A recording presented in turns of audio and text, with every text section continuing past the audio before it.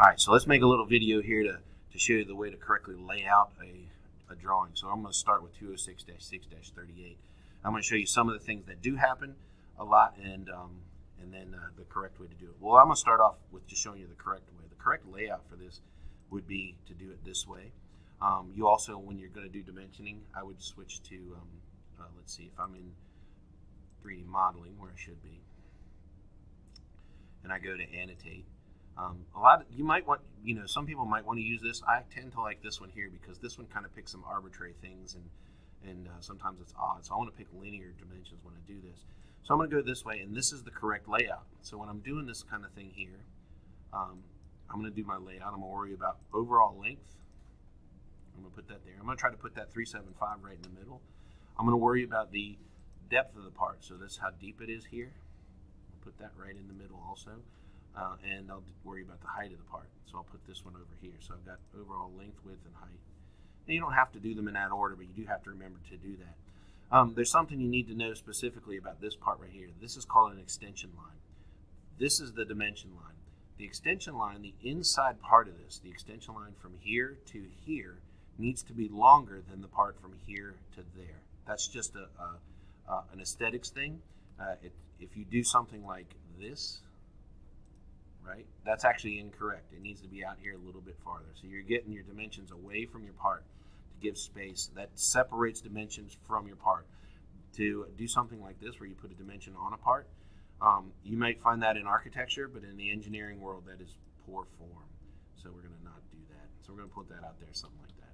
Now I'm trying the best I can to keep this lined up with that, and it looks like I might be a little bit off when I do that. So I'm going to come back out here and try to keep things lined up to make it easy. And I'm going to put that 2.12 right in the middle if I can help it. Then we'll start worrying about features, and the feature over here that I'm going to worry about is this one. And I'm going to worry about first how wide that feature is and how deep that feature is. And one thing I'm going to do is I'm going to dimension from the outside edges of this. I'm not going to dimension it from here to here, because when I do that, see how it makes that line connect right there? You want to have this gap, if you can ever have that gap. So you're going to go from this one here to there. So that differentiates the object lines from extension lines. The other thing we need to know then too is how to get to this part. And we know how deep it is, but I need to get down to it. And that's this dimension right here. And I'm going to put that in right there like this. Now, if I can't get that exactly right, I'm going to put that somewhere like this. And then I'm going to click on this and grab that grip and move it over to that endpoint. It puts it right where it needs to be. Now, I don't like the way that looks. I'm going to bring that down a little bit because I want the extension, all the arrows to be on the inside. So that's how you do that. And this is the correct layout for this part. Sometimes this comes in and people try to put them down like this, and this is not the correct way to do it. This should definitely be your right side view. And the reason you do that is because the long side of your part right here, this on your top view and your front view, should be parallel with the long side of your page. And this is the long side of my page, and this is the short side of my page. So if I go back over to this one, you'll see here that this is the short side, this is the long side, and these two views are parallel with the long side. So the long side of this part is parallel with the long side of that. So the short side of the part, this one right here and this one right here, is parallel to that one. That's how you do that. So that makes this an incorrect layout when you do that. So and you can dimension it and everything else, but it's not going to be correct because you end up with all this extra white space, and that's not what you're trying to do. You're trying to use up that white space the best way possible, and that means doing this way. This gives you more options for dimensioning and more room, because when you do it this way, you're cramming all kinds of stuff down inside of here, and that's not what you want to have happen. The more complex the parts get, the more that this becomes evident. So when you're doing your layout, right, you should go in here, and I'm going to click on that viewport and delete it. And then, when you click on, let's go back to home, and you should have your base right there. So I'm going to click base, and maybe you have a layout view right here, which you can do that. You can click base right there, and it comes in like this. Well, this one already I know because this is the short side of, I can see this. I know that these are short sides. I want those to not be in this view. I want that to be over here on this view. Right here. This is my right side view. I'm going to put that one right there. I'm going to right click and enter. Now, this would be incorrect to do it this way. So I'm going to come over here and put this as my front view. And then I'm going to right click and enter, right? So I've got those two view down, and then this projected right here is what I want to do. I'm going to click projected and then select this parent view is this one right here. And I want to have that view come off of it. So that's the child, and the child comes over that way. And I'm going to put an isometric up over here and then right click and enter. All right, that isometric's huge, takes up way too much space. So I'm going to click that. Click this right here. I'm going to find a scale that makes it a little bit more manageable, and that one looks good. I'll get it up a little farther out of the way. So when I go in to do all the dimensions, that it works out okay. That's one way to do that, right? So the other way would be if I go in here and click this, delete this, right? When I delete that and go to do my base, and so I'll just do it this way. I'm going to come in here and put my base view in.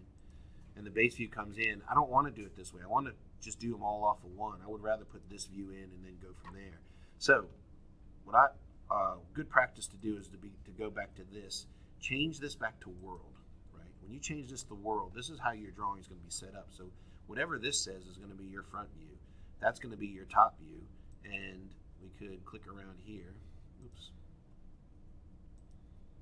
This would be your right side view. So this should be right. This should be front, and this should be top. Now, that's not going to be the correct way to lay that out. So what we have to do is, let me change this. I'll change this to conceptual so you can see a little bit better. I want this side to be my front view, and this side to be my right side view. So that means the back side over here is going to be my left, and this one, I'd still leave it as the top. I just got to get it positioned correctly. But this one, since I want it to be the front, I'm going to click on 3D rotate. If we click 3D rotate, right click and enter, there's a blue circle right there. I'm going to click that and start turning this thing all the way around. Now, I need it to definitely go 90 degrees. So I'm going to turn on my ortho by clicking that little button right there, and it turns on ortho, so now it can only snap certain ways.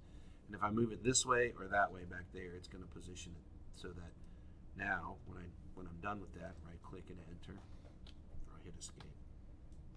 That front view is this one, and my right side view is this one. So it's laid out exactly how I want it to be. So when we go back to this drawing and go to do the base view and come in here from there, I'll position that so it comes in this way, and then right click and enter. This one comes in over here, and this one goes up there, and then I have that view isometric there. Now they came in a little bit small, so I'm going to go to my parent view, click this one, and I'm going to change that to 1 inch total. So it changes all of those views together because that's the parent. So I'm going to change this one back to 1/2 inch. But that's the other way to do that.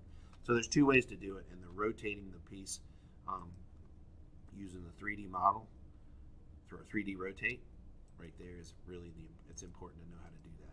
So and you can rotate this other ways, and you'll use it a lot as you're doing other engineering problems.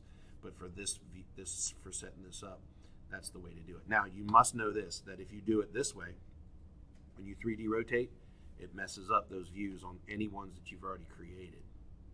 So the one I did initially was like that. It's attached to all those things there.